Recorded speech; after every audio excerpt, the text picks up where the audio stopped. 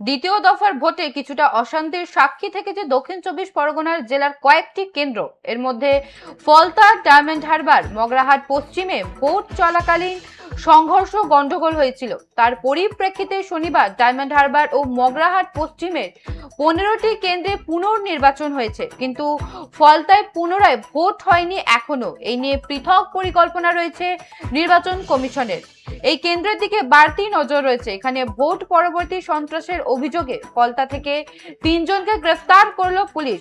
শনিবার সন্ধ্যায় ফলতা থানার পুলিশ অতিবুর রহমান, হাবিব শেখ এবং হাবিব মোল্লা নামে 3 জনকে জালে এনেছে। এছাড়াও পঞ্চায়েত প্রধান সহ 2 জনের বিরুদ্ধে দায়ের হয়েছে এফআইআর। সূত্রের খবর, তারা দুজনেই ফলতার তৃণমূল প্রার্থী জাহাঙ্গীর খানের ঘনিষ্ঠ। ভোটের দিন ফলতার একাধিক বুথ থেকে অনিয়মের অভিযোগ উঠেছে।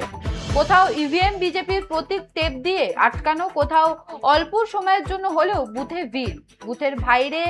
বুথের বাইরে রাজনৈতিক সংঘর্ষ, ভোটারদের ভয় দেখানোর মতো অভিযোগ জমা পড়েছে কমিশনের কাছে। এমনকি অভিযোগ উঠেছে খোদ তৃণমূল প্রার্থীর বিরুদ্ধেও। সেসব খতিয়ে দেখে পুনর্নির্বাচন নিয়ে এখনো সিদ্ধান্ত গ্রহণ করে উঠতে পারেনি কমিশন। তবে ভোট পরবর্তী হিংসা নিয়ে সতর্ক পুলিশ। ফলতায় ভোটের পরও ভোটারদের বাড়ি গিয়ে হুমকির অভিযোগ 3 জনকে গ্রেফতার করা হয়।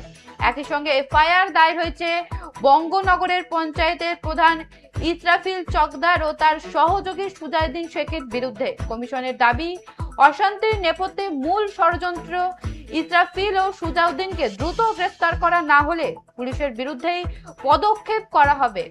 এই মুহূর্তে এই দুজনকে পলাতক, তাই অতিবুর ও হাবিব মোল্লা, হাবিব শেখকে জালে এনে তাদের খোঁজ শুরু করেছে পুলিশ।